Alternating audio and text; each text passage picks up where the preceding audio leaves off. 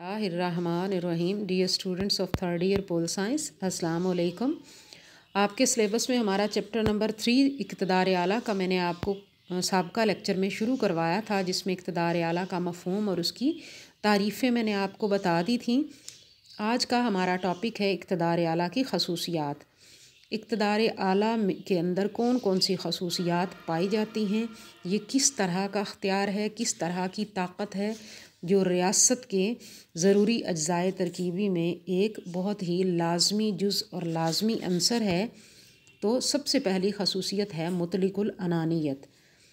ये इसकी बड़ी खसूसियत है। मुतलिकुल अनानियत से क्या मुराद है कि इक़्तिदार आला बैरूनी और अंदरूनी तौर पर किसी का पाबंद नहीं है, लामहदूद अख्तियारात का मालिक है। इक़्तिदार आला की वजह से रियासत लामहदूद इक़्तिदार आला की मालिक होती है। अब जीन बदीन की ये तारीफ़ है कि इक़्तिदार आला जो है उस पर कोई पाबंदी नहीं होती और वो लामहदूद अख्तियारात का मालिक होता है।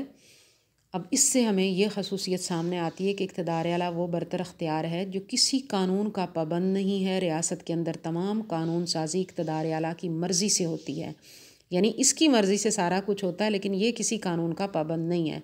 इसे कवानीन में रद्द बदल करने का भी अख्तियार है, लेकिन इस मुतलिकुल अनानियत के बावजूद ये अपने ऊपर कुछ अखलाकी और दस्तूरी पाबंदियाँ भी आयद करता है और बैनुल अक़वामी कवानीन और मुआहदों का भी एहतराम करता है, लेकिन ये सब कुछ रज़ाकाराना तौर पर होता है।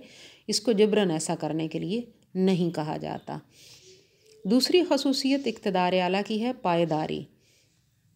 इक़्तिदार आला पायदार होता है। पायदारी से मुराद ये है कि इक़्तिदार आला मुस्तकिल होता है, यानी हुकूमतें तो रियासतों के अंदर बदलती रहती हैं। इक़्तिदार आला एक हुक्मरान से छिन कर दूसरे हुक्मरान के हाथों मुंतकिल हो जाए तो इससे कोई फ़र्क नहीं पड़ता, क्योंकि असल में ये रियासत की ताकत है। लेकिन जब तक रियासत का वजूद कायम रहेगा, इक़्तिदार आला कायम रहेगा। इसी तरह बरतानिया में एक मकूला मशहूर है, द किंग नेवर डाइज़। इसका मतलब ये है कि बादशाह आते जाते रहते हैं, एक बादशाह के मरने के बाद दूसरा आ जाता है, लेकिन रियासत का इक़्तिदार आला अपनी जगह कायम व दायम रहता है, मुस्तकिल है, पायदार है। फिर है मुनफरिद हैसियत। इक़्तिदार आला की ये भी खसूसियत है कि ये बड़ा मुनफरिद इक़्तिदार है, बड़ा मुनफरिद अख्तियार है, बड़ी मुनफरिद ताकत है। रियासत के अंदर इसका कोई शरीक और मद्दे मुकाबिल नहीं होता। रियासत के अंदर सिर्फ़ एक इक़्तिदार आला होता है जो सिर्फ़ रियासत की मलकियत होता है। रियासत के अंदर इसके बराबर का भी कोई अख्तियार किसी और के पास नहीं होता, यानी इसका कोई सानी नहीं होता। कहा जाता है कि जिस तरह एक दरमियान में दो तलवारें नहीं समा सकती, इसी तरह एक रियासत में एक से ज़्यादा इक़्तिदार आला नहीं हो सकते। उसके बाद नंबर 4 पे देखें जामियत। जामियत से क्या मुराद है? रियासत का इक़्तिदार आला भी जामे होता है, और रियासत यानी इससे मुराद ये है कि रियासत के अंदर कोई फ़र्द, कोई इदारा या कोई जगह ऐसी नहीं होती जिस पर इक़्तिदार आला हावी ना हो, यानी जो इक़्तिदार आला के कंट्रोल में ना हो। कोई भी मुक़्तदर आला के फ़ैसलों की पाबंदी करने से रियासत की हदूद में इनकार नहीं कर सकता। इक़्तिदार आला को रियासत की जुग़राफ़ियाई हदूद के अलावा बर्री, बहरी और फ़ज़ाई हदूद पर भी कंट्रोल होता है। अब यहाँ भी आप ये बताएंगे कि सफ़ारती असूलों के तहत जामियत का ये असूल गैर मुल्की सफ़ारत ख़ानों की अमारात, उनके कारिंदों और गाड़ियों पर लागू नहीं होता। उन्हें बहुत सी पाबंदियों से रियासतें अपने इक़्तिदार आला के बावजूद आज़ाद रखती हैं, सफ़ारत ख़ानों को और सफ़ारतकारों को। लेकिन ये रियायत भी गैर मुल्की सफ़ारत ख़ानों को मुक़्तदर आला अपनी खुशी से देता है, उस पर कोई दबाव नहीं होता, जब चाहे वो वापस भी ले सकता है ये अमारात। उसके बाद है नंबर 5 पे नाकाबिले तकसीम होता है रियासत का इक़्तिदार आला। इसे 2 या 2 से ज़्यादा हिस्सों में तकसीम नहीं किया जा सकता। एक रियासत के अंदर सिर्फ़ एक ही मुक़्तदर आला होता है। अगर हम सदर, वज़ीर आज़म और पार्लियामेंट के दरमियान अख्तियारात की तकसीम देखें, या वफाकी और सूबाई हुकूमतों के दरमियान अख्तियारात की अलहदगी की बात हो, तो इससे मुराद हुकूमती अख्तियारात की तकसीम है, सिर्फ़ इक़्तिदार आला की तकसीम हरगिज़ नहीं है। यानी इक़्तिदार आला नाकाबिले तकसीम ही है।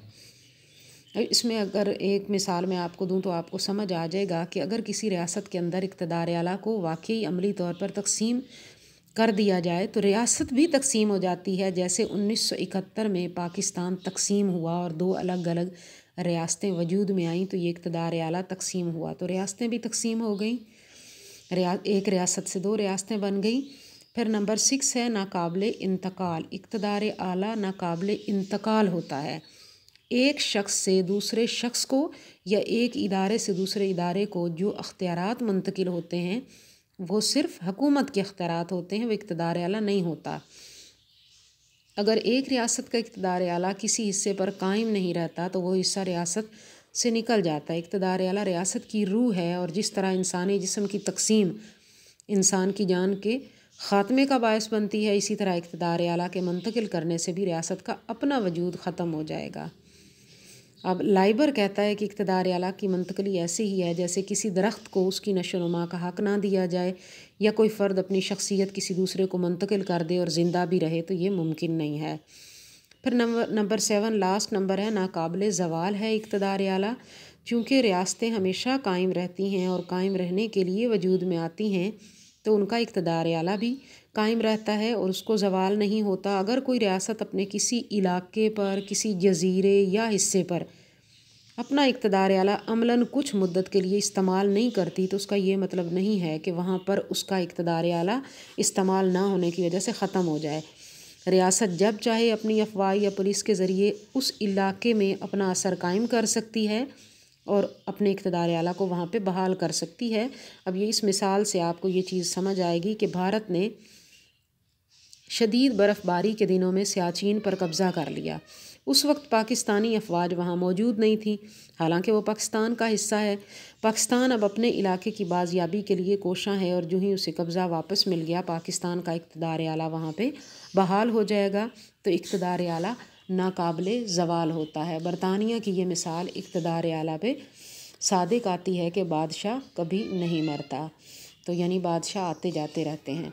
اور سیاچین پر حکومت پاکستان نے کافی حصے پر کنٹرول بھی حاصل کر لیا ہے، تو یہ پاکستان کے سیاچین کے علاقے میں بھارت کی جو کارروائی تھی وہ پاکستان کے ریاست کے اقتدار اعلیٰ کے ناقابل زوال ہونے پر انہوں نے ضرب لگائی، اور وہاں پہ افواج کی عدم موجودگی سے ناجائز فائدہ اٹھایا گیا۔